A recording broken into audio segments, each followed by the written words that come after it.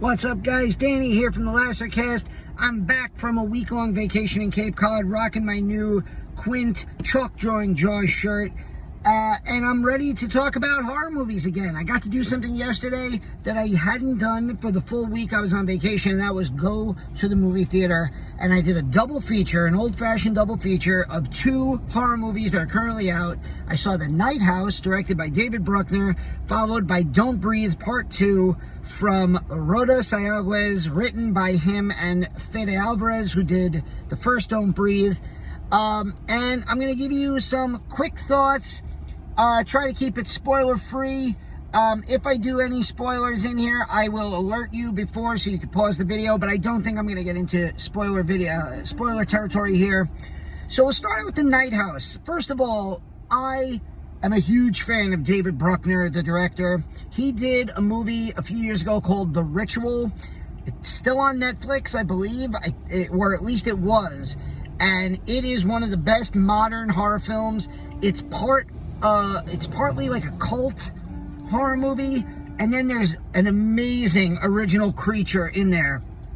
Go out of your way to see that movie. He also worked on the VHS movies, so I'm a huge fan of him. And after this movie, I am really excited that he is the guy who is going to be revamping the Hellraiser franchise in 2022.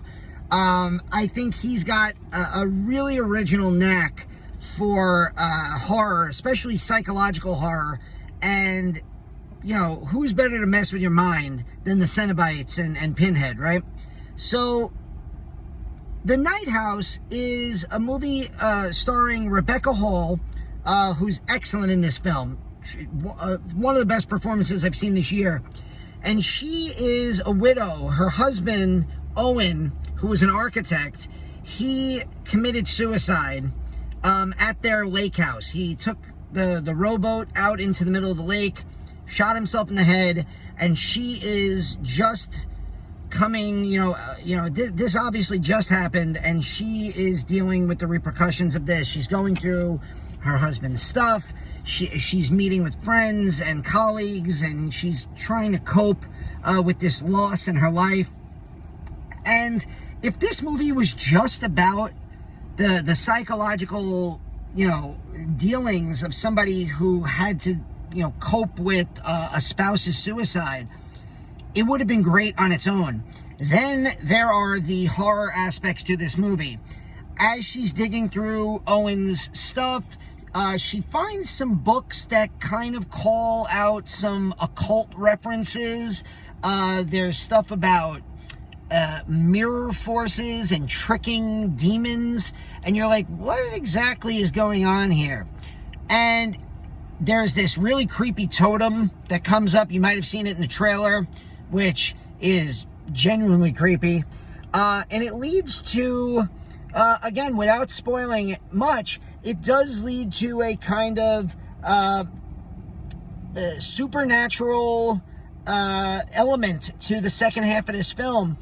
And I don't think the ending is as, I don't think the ending knocks it out of the park as much as I would have liked. But this movie handles supernatural creepiness, and just the supernatural in a way I don't think I've ever seen before. It's very interesting. And I love the way that they show you, but don't show you, that there's something in this house. I love the setting of this movie. I love the performances. Like I said, the ending, I don't know if I loved it as much as I love the whole movie, but overall, this was a solid 4.25 out of 5 for me. I would highly recommend going to see this. Do not expect this to be a super gory, jump scare laden, old-fashioned horror film. This is more of a really good psychological and supernatural thriller with great performances, good writing, and it does some things that, like I said, I don't think I've ever seen before with movies about the supernatural. So yeah, go see The Night House. Really recommend this movie. The second movie that I saw was Don't Breathe 2, which once again stars Stephen Lang as the blind man, the blind war veteran, except this time he's portrayed, and you get this in the trailer, so I'm not spoiling it here, but he's kind of portrayed as the hero. And if you've seen Don't Breathe, this is a little bit hard to take, because for those of you who don't remember the plot of Don't Breathe from 2016, a group of, probably early 20-somethings in Detroit, they get word that this blind man has a stack of money in his house. They're going to steal money from the blind man because, it's like stealing candy from a baby, right? What can a blind man do? Well, it turns out a blind man can do a lot. He's a war veteran. He's highly trained. And he starts taking them out one by one. And at first you're like, yeah, go blind guy, because you're defending your territory against these thieves. But then it turns out that his daughter was killed in a vehicle accident. He kidnapped the woman who killed his daughter, and he is inseminating her to create so that she will become pregnant and have another child that will be his own child. And it's such a like an ew like kind of moment in that movie, and it really makes him out to be this like really terrible villain. Like, you had some sympathy for him, and now you're like, whoa, they got to get the frick away from this guy. Well, in this movie, he has an 8-year-old daughter who he's training to be, almost a survivalist. And you're like, wait, where did this girl come from? And again, I'm not going to give spoilers. You do find out who the girl is, her backstory and everything later on. But basically, it's very similar plot beats. After about a 15-minute intro where we get to see that she and him are living together as father and daughter, his house is broken into by a gang of thieves, a gang of criminals, and they want to kill him and take the girl. And the movie struggles for me because, first of all, like I said, I'm a father, I'm a human being. I find it very difficult to take Stephen Lang's character from Don't Breathe and now think of him as this like hero trying to save his daughter, who we know is not his own child. So it's like, from the beginning of the movie, you're like, where did he get this kid? But then we're made to sympathize and empathize with him as the hero here for at least half the movie. Then the movie throws this twist at you where the movie tries to kind of twist your emotions, but it just doesn't work, and it really didn't work for me. And it's kind of that at the ending, you're kind of thinking, what are the lesser of two evils here? The movie is also very paint by numbers. I kind of predicted everything that would happen to the point where before a line is uttered by a certain character in the movie, I literally whispered the line under my breath in the movie theater. And then it was the exact line because it was like such an obvious like setup for it. Stephen Lang is great, and I'm glad that Stephen Lang is getting these type of roles at this stage of his acting career.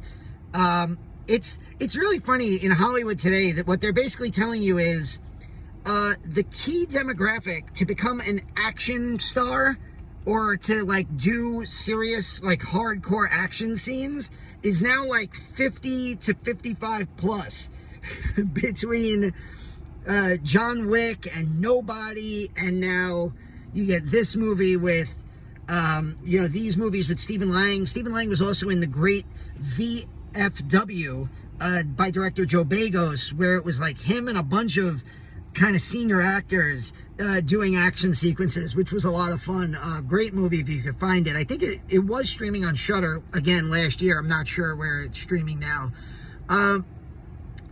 If I was going to give Don't Breathe 2 a star rating out of 5, I'd probably go in the 2.5 range. It's an hour and 39 minutes. It goes pretty quick. There's one slow moment in the middle where it establishes that twist, but I didn't love the twist. I didn't like it at all, and I think it's set up for... there is one scene where I legitimately went, "Ugh!" at some of the violence that takes place. So if you want some, like, if you're looking for the gore and the violence and the heavy fight scenes, this is the movie you're going to get it in. The Night House is the psychological, supernatural movie. This is the in-your-face, beat them with hammers and, violent kills movie. So, you're going to... your opinion, your taste in horror is going to be tested by which movie you decide to see. Coming up later this week, though, I'm super excited. Thursday night, Candyman, Nia DaCosta's Candyman is coming out. I cannot wait to see that movie. Pete and I have our Insidious. We did a review of Insidious from James Wan as part of our James Wan-a-thon that we are working on. We're going to do Insidious 2, Dead Silence, and we're going to work our way up to Malignant, which is coming out in September.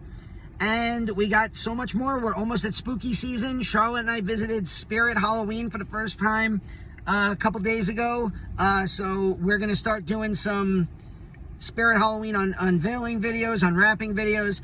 I think that'll be fun. We did those last year. So this has been Danny from The Lacercast. Go see The Night House. Maybe go see Don't Breathe 2 if you really like the first one. I didn't love the first one, and I definitely didn't love this one, but again, you might like it. It's up to you. So there it is. Couple movies going on in the theaters right now. Candyman's coming out soon. Can't wait. We'll talk to you very soon.